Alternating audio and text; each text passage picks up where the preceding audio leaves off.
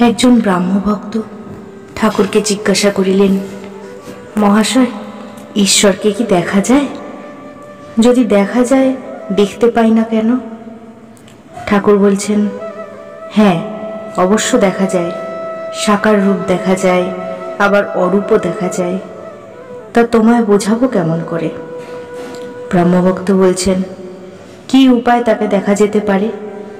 ঠাকুর বলছেন, ব্যাকুল হয়ে তার জন্য কাঁদতে পারো? লোকে ছেলের জন্য, স্ত্রীর জন্য, টাকার জন্য এক ঘটি কাঁদে, কিন্তু ঈশ্বরের জন্য কে কাঁদছে? যতক্ষণ ছেলে চুষি নিয়ে ভুলে থাকে, মা রান্নাবান্না, বাড়ির কাজ সব করে। ছেলে যখন চুষি আর ভালো লাগে না, চুষি ফেলে চিৎকার করে কাঁদে, তখন মা ভাতের হাঁড়ি নামিয়ে দূর দূর করে এসে ছেলেকে কোলে লয়। ব্রহ্মভক্ত বলছেন, মহাশয়, ঈশ্বরের স্বরূপ নিয়ে এত নানা মত কেন? কেউ বলে সাকার, কেউ বলে নিরাকার, আবার সাকারবাদীদের নিকট নানা রূপের কথা শুনতে পাই। এত গণ্ডগোল কেন?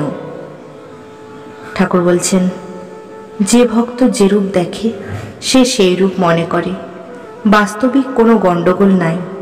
তাকে কোনো রকমে যদি একবার লাভ করতে পারা যায়, তাহলে তিনি সব বুঝিয়ে দেন।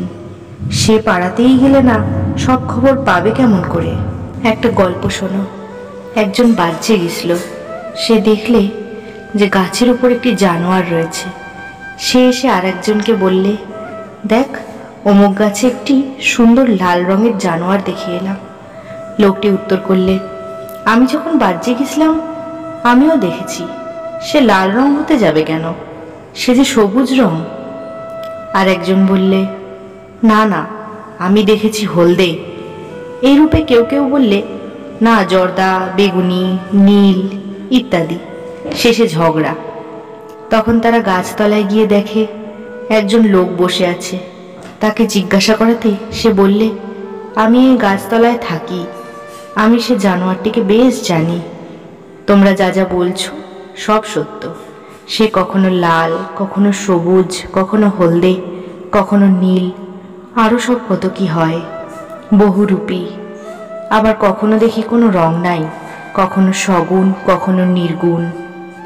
অর্থাৎ যে ব্যক্তি সদা সর্বদা ঈশ্বর চিন্তা করে, সেই জানতে পারে তার স্বরূপ কি।